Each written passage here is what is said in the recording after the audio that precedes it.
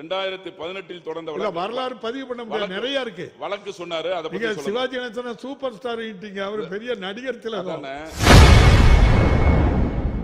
நடிகர் திலகம் Sivaji கணேசனை super star என்று குறிப்பிட்டதால் கிண்டலாக பேசிய சபாநாயகர் அப்பாவுக்கு சட்டமன்ற உறுப்பினர் இனிகோ இருதயராஜ் பதிலடி கொடுத்துள்ளார். தமிழ்நாட்டினுடைய முன்னாள் முதலமைச்சரும் நம்ம எல்லாம் வழிநடத்தி கொண்டிருக்கிற முத்தமிழறிஞர் தலைவர் கலைஞர் அவர்களுடைய புரட்சிகரமான வசனங்களை உயிர் பெற வைத்தவர் நடிகர் திலகம் சிவாஜி கணேசன் அவர்கள். இப்படிப்பட்ட பெருமைக்கு சொந்தக்காரரான நடிகர் திலகம் வாழ்ந்த ஊர் எனது தொகுதியான திருச்சி சங்கிலியாண்டபுரம். அவர் நாடகக்கலையை கற்று நடிக்க ஆரம்பித்த ஊர் திருச்சி. எனவே அவருடைய புகழை பரப்புகின்ற வகையிலே திருவுருவ சிலையை திருச்சியில் நிறுவ வேண்டும் என்பது அவருடைய ரசிகர்களுடைய நீண்டகால கனவு, ஆசை.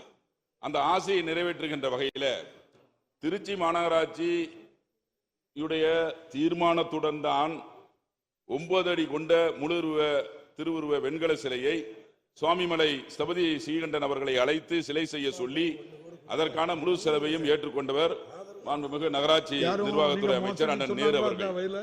ஆட்சி மாற்றத்தின் காரணமாக அண்ணன் நேரு அவர்கள் வாங்கி கொடுத்தார் என்பதற்காகவும் 10 ஆண்டுகளாக ஒரு மாபெரும் கலைஞனுடைய சிலையை திறக்காமல் சாக்குப்பையால் மூடப்பட்டு கிடக்கிற ஒரு கொடுமையான சூழ்நிலை.